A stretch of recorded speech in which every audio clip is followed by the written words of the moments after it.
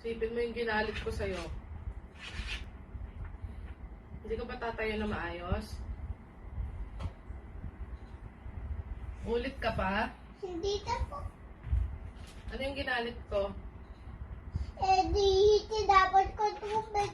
Uulitin mo pa? Hindi na po. Tama ba nagtatapon ng tubig? Tama ba Hindi yun? po. Ba't mo ginawa? Ba't mo ginawa? Gusto mong mapalo? Gusto lang mapalo? Ganon. Hindi po. Dapat mo nga tinapon. Eh, Maarte lang. si Daddy yung nagbigay sa akin. Oh, di ba? Kaya niya binigay sa'yo kasi kumakain ako. Masama bang bigyan ka ng tubig? Masama. Anong masama doon? Eh kung paluin kita. Anong masama doon? Si Daddy hindi ko mahal. O, tanungin mo muna kung mahal ka ng daddy mo.